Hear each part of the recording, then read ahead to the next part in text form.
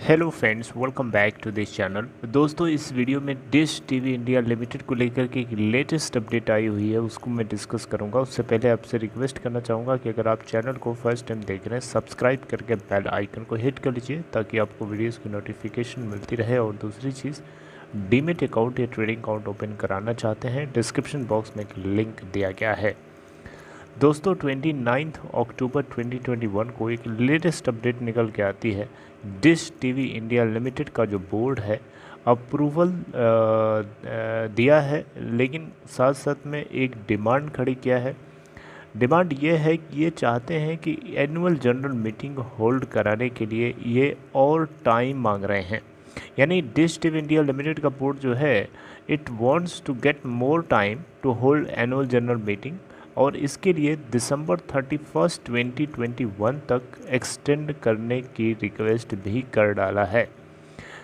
आपको बताना चाहूँगा, satellite service provider dish TV India limited ने यहाँ पे रिक्वेस्ट किया है कि इसकी 33rd एनुअल जनरल मीटिंग को होल्ड कराने के लिए और टाइम दिया जाए।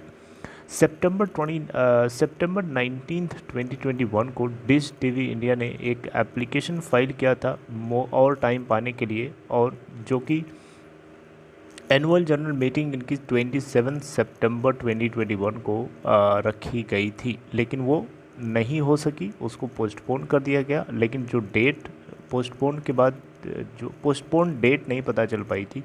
लेकिन अब देखिए, यहाँ पे एक लेटेस्ट अपडेट यही है कि ये 30 नवंबर 2021 से लेकर के 31 दिसंबर 2021 तक ये टाइम एक्सटेंड करवाना चाहते हैं, ताकि इस बीच में ये पता कर सकें कि क्या होना चाहिए।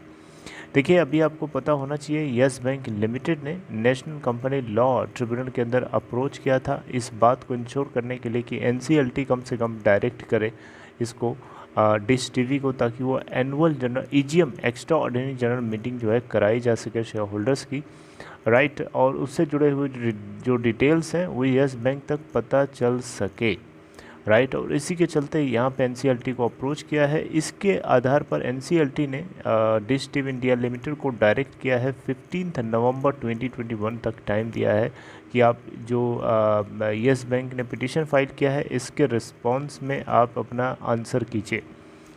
यस बैंक लिमिटेड, आपको पता होगा, 25.63% की हिस्सेदारी होल्ड करने वाला लार्जेस्ट शेयर होल्डर है।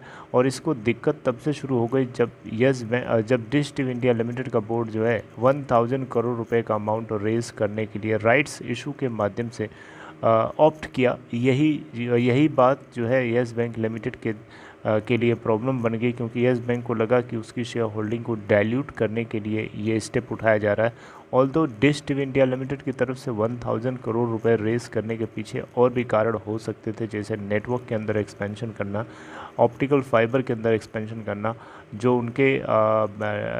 उनका एग्जिस्टिंग बिजनेस है उसको मॉडर्नाइज़ करना, कंपटीशन में बेटर करना है तो डेफिनेटली उसको मॉडर्नाइज़ करना पड़ेगा, और उसके लिए इन्वेस्टमेंट की ज़रूरत है उसको 1000 करोड़ रुपए की।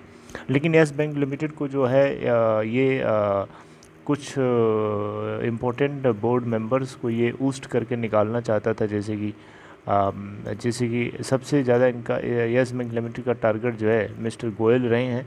इनको निकाल फेंकने की बात ये बार बार कोशिश कर रहा है, और इनके जगह पे कुछ और इनकी तरफ से सजेस्टेड हैं, उनको ये अपॉइंट करवाना चाहता है।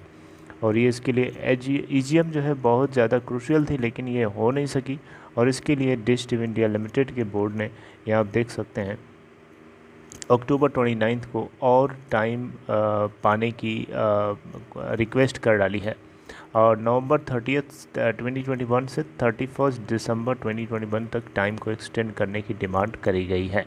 ये लेटेस्ट अपडेट है। डिश टीवी इंडिया लिमिटेड के शेयर्स की बात करें तो 16.30 के ऊपर ओपन होने के बाद फ्राइडे को 17.25 का हाई और 15.70 का लो बनाया।